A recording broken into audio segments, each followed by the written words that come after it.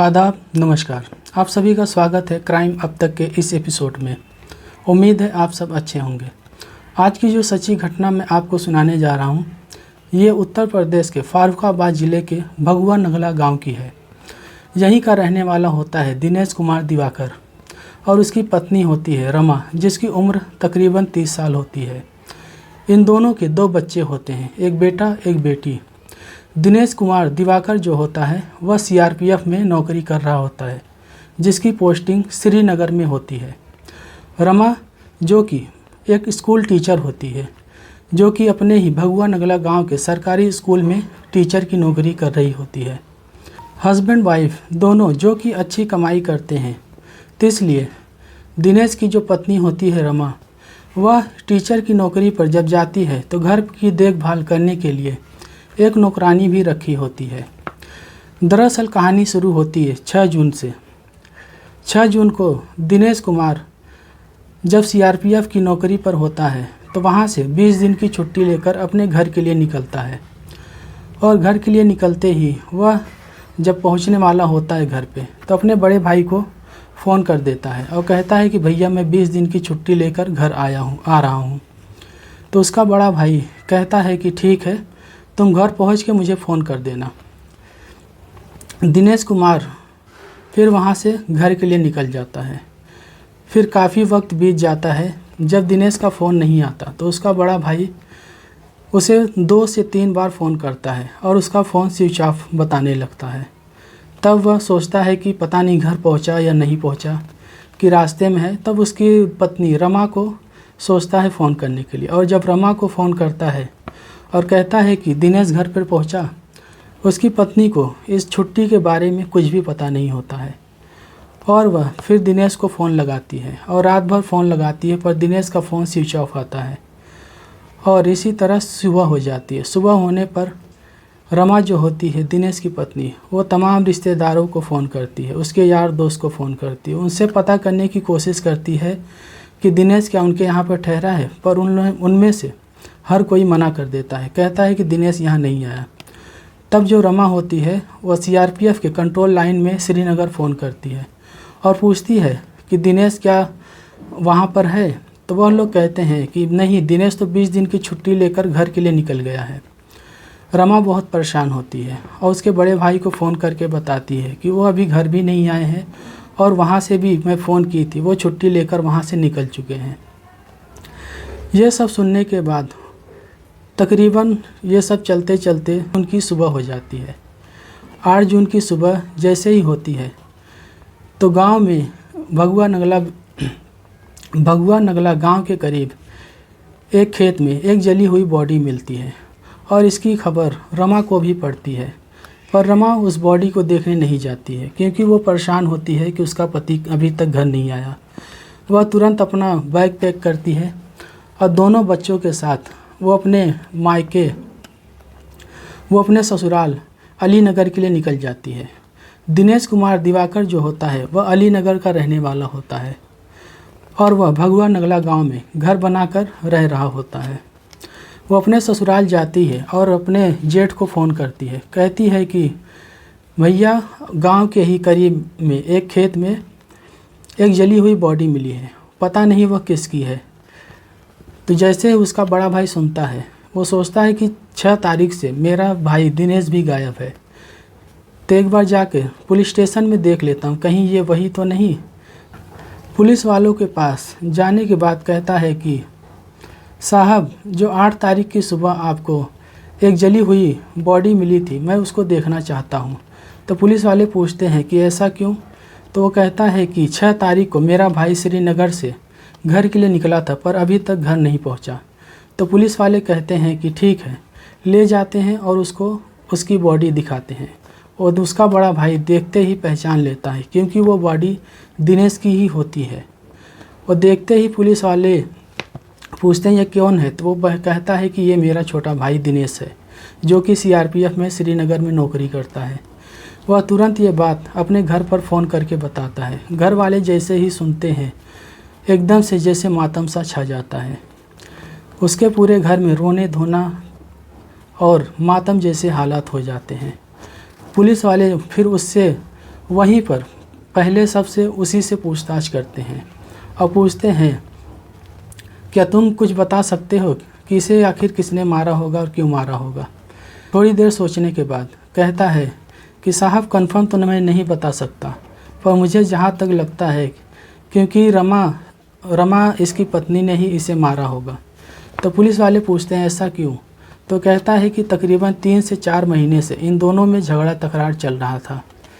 तो पुलिस वाले ये सुनते ही रमा के खिलाफ 302 के केस में मुकदमा दर्ज करते हैं और दर्ज करने के बाद अलीनगर उसके ससुराल चले जाते हैं और जाने के बाद रमा को अरेस्ट करके पुलिस चौकी लेकर आते हैं और आने के बाद रमा से पूछताछ करते हैं। पर रमा कहती है कि साहब मैं अपने पति को क्यों मारूंगी, कोई तो वजह न कोई वजह है, और वो तो जब वहाँ से निकले थे तो मुझे बताया भी नहीं था कि वो वहाँ से छुट्टी लेकर निकले हैं, भला मैं उनके साथ ऐसा क्यों करूँगी। पर पुलिस वाले जब उससे इधर उधर के आड़े टेढ़े थोड़े सवाल पूछने लगते हैं तो रमा उनके सवाल जवाब में उलझ जाती है और फिर बताती है कि हाँ साहब मैंने ही अपने पति का कत्ल किया है। तो पुलिस वाले उससे पूछते हैं कि तुमने ऐसा क्यों किया। तब वो जो हत्या की वजह की कहानी सुनाती है तो पुलिस वालों के भी कान खड़े के खड़े रह जाते हैं।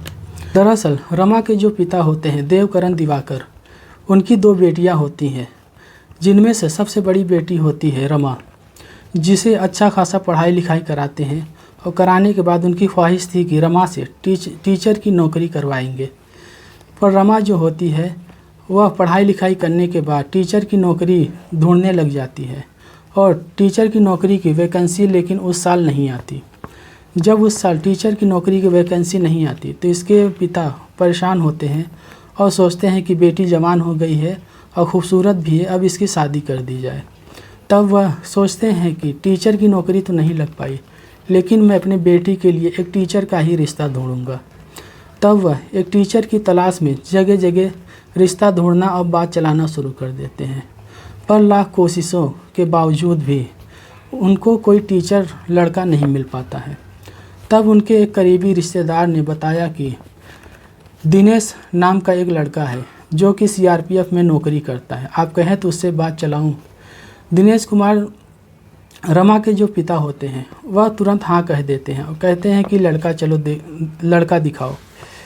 वह जाते हैं, दिनेश कुमार को देखते हैं और देखते ही तुरंत पसंद कर लेते हैं और पसंद करने के बाद तुरंत ही शादी की डेट तय करते हैं और तुरंत ही शादी कर देते हैं। रमा के पिता रमा की शादी काफ़ी धूमधाम से करते हैं और शादी करने के बाद जब रमा अपने ससुराल जाती है तो उसके सास ससुर और उसके घर वाले उसे बहुत लाड प्यार करते हैं। इसी दौरान रमा को 2 बच्चे भी हो जाते हैं और 2 बच्चे होने के बाद करीब 2 साल का वक्त बीतता है। तब 2 साल बीतने के बाद फिर से शिक्षक की बहाली निकलती है। रमा जैसे ही सुनती है तो अपने दिल की बात दिनेश से जाहिर करती है। दिनेश जैसे ही सुनता है कि रमा शिक्षक बनना चाहती है, वह तुरंत ही शिक्षक के लिए फॉर्म भर देता है और रमा जाकर एग्ज़ाम देती है। तो एग्ज़ाम देते ही वो पास हो जाती है और पास होने के बाद उसकी नौकरी उसके मायके के करीब एक सरकारी स्कूल में लग जाती है, जहां वो नौकरी करने लगती है। पर यह बात न दिनेश के घर वालों को पसंद आती है, न खुद दिनेश को पसंद आती है। आए दिन इस बात को लेकर तू मैं चलते रहता है। तभी रमा कहती है कि भगवा नगला गांव जो कि स्कूल के करीब है और ससुराल से भी करीब है, तो आप ऐसा कीजिए कि वहाँ मेरे लिए एक घर बना दीजिए, हम दोनों वहीं रहेंगे और वहीं से मैं टीचर की नौकरी भी कर लूँगी। दिनेश जैसे ही ये बात सुनता है उसे रमा की बात कुछ अच्छी लगती है और वह भगवा नगला गांव में ज़मीन लेता है और लेने के बाद वहाँ पर अपने बच्चों के लिए और रमा के लिए एक घर बना देता है।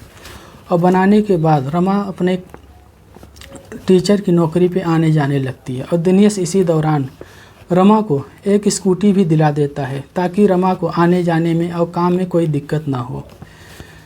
फिर जैसे ही वक्त बीतता है और 20 दिन का वक्त गुजर जाता है, दिनेश अपने काम पर श्रीनगर के लिए निकल जाता है। और जब इस बार दिनेश श्रीनगर के लिए निकलता है तो रमा को दिनेश की जुदाई बर्दाश्त नहीं होती है। वह सोचने लगती है कि अब क्या करें। और तब वह अपने अगले बगले झांकने लगती है। इसी दौरान उसकी नज़र पड़ती है अनमोल, जो कि दिनेश के बुआ का लड़का होता है, इसलिए रमा के घर पर आना जाना लगा रहता है। और क्योंकि ये देवर भाभी थे इसलिए हंसी मजाक भी चलते रहता है। एक दिन रमा ऐसे बैठे ही बैठे अनमोल से कुछ ऐसा मजाक कर बैठती है कि अनमोल को समझने में वक्त नहीं लगता कि रमा उससे क्या चाहती है। दरअसल अनमोल जो होता है वह शादीशुदा नहीं होता है, जिसकी उम्र 28 साल होती है। और जब रमा उससे ऐसी बात करती है तो अनमोल भी अपने आप को रोक नहीं पाता है। फिर एक दिन अनमोल और रमा का उसी घर में अवैध संबंध बन जाता है। और एक बार संबंध बनने के बाद न अनमोल रुक पाता है और ना ही रमा रुक पाती है। उसके बाद आए दिन इन दोनों का मिलना जुलना चलते रहता है। पर रमा को जब बर्दाश्त नहीं होता है तब अनमोल से कहती है कि तुम रात को आया करो। और फिर अनमोल जब ये सुनता है तो वह रात को भी आना जाना शुरू कर देता है। दरअसल जो रमा होती है वह रात को खाना खाने के बाद अपने बच्चों को बगल के कमरे में सुला देती थी। उसके बाद अनमोल के साथ अपने कमरे में चले जाती थी और पूरी रात अनमोल के साथ अपने अवैध संबंध बनाती थी। और इसी चलते चलते काफ़ी वक्त बीत जाता है। फिर ऐसे चलता रहता है तो पड़ोसियों को भी कहीं न कहीं इस बात का शक होता है। तब वो दिनेश को फ़ोन करके इस घटना की जानकारी देते हैं कि तुम्हारे घर पर जो अनमोल आता है वो कुछ ठीक नहीं है, वह रात भर तुम्हारे घर पर रुकता है। तो जब दिनेश ये सुनता है तो 20 दिन की छुट्टी लेकर वह घर पर आता है और आने के बाद अपने बच्चों को बुलाता है और बुलाकर पूछता है कि अनमोल अंकल क्या घर पर आते हैं। तो बच्चे कहते हैं हाँ पापा, अनमोल अंकल घर पर भी आते हैं और रात को हम लोग को मम्मी खाना खिलाकर बाजू के कमरे में सुला देती है और अनमोल अंकल के साथ अपने कमरे में चली जाती है। यह सुनते ही दिनेश को यकीन हो जाता है कि अनमोल और रमा का कुछ न कुछ रिश्ता गड़बड़ है। वह तुरंत रमा से पूछता है तो रमा तुरंत ही झटक के जवाब देती है। कहती है कि जिसका पति बाहर रहता है तो उसके मोहल्ले वाले उसकी वाइफ के ऊपर ऐसे उल्टे सीधे इल्ज़ाम लगाते ही रहते हैं। आपको मुझ पे ज़्यादा भरोसा है या मोहल्ले वालों पर? ये जवाब सुनकर दिनेश को गुस्सा आता है और वह रमा की पिटाई शुरू कर देता है और उसके बाद उसको धमकी देता है। कहता है कि मैं ऐसा दोबारा न सुनने पाऊँ। और फिर अनमोल के घर भी जाता है और जाने के बाद उसके माँ बाप से और अनमोल से झगड़ा करता है और कहता है कि तुम्हें आज के बाद मेरे घर पर आने की ज़रूरत नहीं है। ये कहकर जैसे तैसे 20 दिन का वक्त बिताता है। फिर दिनेश अपने काम पर वापस चले जाता है। पर इस बार जब दिनेश अपने काम पर जाता है तो उसका मन नहीं लग रहा होता है। वह यही सोचता रहता है कि आखिर करे तो क्या करे। और इधर अनमोल रमा के घर फिर से आना जाना शुरू कर देता है। और जो रमा होती है वह इस बार काफ़ी एहतियात बरतती है। वह अपने बच्चों को खाना वाना खिला देती है और खिलाने के बाद जब सुला देती है तब अनमोल को फ़ोन करती है और फ़ोन करने के बाद तब अनमोल को बुलाती है और बुलाने के बाद अपने कमरे में जाकर गुलछर्रे उड़ाती है। अनमोल जो कि शराब का भी आदी होता है, वह रात को आने के बाद रमा को भी शराब पिलाना शुरू कर देता है और रमा भी शराब पीकर उसके साथ अय्याशी करने लगती है। जैसे तैसे 4 महीने का वक्त बीतता है और दिनेश ये सोचता है कि किसी न किसी दिन मैं इन दोनों को रंगे हाथों पकड़ूंगा, फिर इन दोनों को मैं बताऊंगा। और फिर 6 जून को दिनेश जो होता है वह अपने घर पर बिना फ़ोन किए रमा को बगैर बताए वह श्रीनगर से घर के 20 दिन की छुट्टी लेकर निकल जाता है और ये बात सिर्फ अपने भैया को फ़ोन करके बताता है। और जब वह घर पर पहुंचता है देर रात को दरवाज़ा खटखटाता है तो रमा और अनमोल अंदर सोए हुए होते हैं। वो दोनों दरवाजे की खटखटाहट की आवाज़ सुनकर डर जाते हैं और रमा जब डर जाती है सोचती है कि इतनी रात को कौन आया है। वह पहले दरवाज़ा खोलने से पहले अनमोल को ले जाकर छुपाती है। छुपाने के बाद वह आती है और दरवाज़ा खोलती है। दरवाज़ा खोलते ही जैसे ही दिनेश को देखती है उसकी सिट्टी पिट्टी गुम हो जाती है। वह जैसे ही दिनेश को देखती है बोलती है आप बताए नहीं, ऐसे कैसे चले आए। दिनेश कहता है कि तुम्हें दरवाज़ा खोलने में इतना देर कैसे लगी। तो रमा कहती है कि मैं गहरी नींद में सो रही थी, इसलिए मुझे सुनाई नहीं दिया। पर दिनेश कहता है मुझे मालूम है, तुम अनमोल के साथ अंदर थी ना। रमा यह सुनकर डर जाती है और क्रिया चरित्र का खेल खेलना शुरू कर देती है। वह दिनेश से लिपटना चिपटना शुरू कर देती है और कहती है आप ऐसा क्यों सोचते हैं। वह दिनेश के साथ मीठी मीठी बातें करते हुए अपने कमरे में ले जाती है और दिनेश जब देखता है कि कोई नहीं है तब उसे इत्मीनान होता है। और दिनेश जो होता है वह रमा के साथ संबंध बनाता है। बनाने के बाद थका होता है, वह गहरी नींद में सो जाता है। रमा जैसे ही देखती है कि दिनेश गहरी नींद में सो गया है, वह तुरंत ही अनमोल के पास जाती है और उसे बाहर निकालती है। और बाहर निकालने के बाद कहती है अनमोल से कि आज अगर दिनेश ने हम दोनों को साथ में पकड़ लिया होता तो आज वह सचमुच में हम दोनों की जान ले लेता। अनमोल कहता है कि हाँ सही कह रही हो। वह जाने लगता है तो रमा उसको रोकती है, कहती है कि इससे पहले कि दिनेश हम दोनों की जान ले, हम दोनों ही दिनेश को रास्ते से हटा देते हैं और साथ में रहेंगे। अनमोल जैसे ही ये बात सुनता है वह तैयार हो जाता है।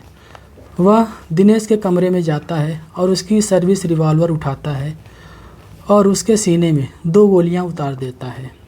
2 गोलियां मारने के बाद जैसे ही दिनेश को 2 गोलियां लगती हैं वह तुरंत ही जगह पर ही ख़त्म हो जाता है। उसके बाद दिनेश की बॉडी उठाकर वह लोग दूसरे कमरे में छुपा देते हैं। छुपाने के बाद अनमोल अपने घर जाता है, बोरी और रस्सी लाता है और एक दिन का पूरा वक्त बीत जाता है। बीतने के बाद 7 जून का वक्त बीतने के बाद वह दोनों 8 जून को दिनेश की बॉडी लेते हैं और रमा के एक्टिवा पर रखकर वो खेतों में लेकर जाता है। ले जाने के बाद पेट्रोल डालकर दिनेश की बॉडी को जला देता है और जलाने के बाद वह अपने घर चले जाता है जैसे कि कुछ हुआ ही नहीं है। जैसे ही रमा ये पूरी कहानी सुनाती है, पुलिस वाले भी हैरान हो जाते हैं। इस कहानी और इस बयान के आधार पर अनमोल को भी पुलिस अरेस्ट करती है और अनमोल का साथ देने वाला उसके एक भाई को भी अरेस्ट करती है और करने के बाद इन तीनों को जेल भेज देती है। तो आज की कहानी आपको कैसी लगी आप कमेंट करके बताइए और इस कहानी को लाइक कीजिए, शेयर कीजिए और चैनल को सब्सक्राइब कीजिए। जय हिंद, जय भारत।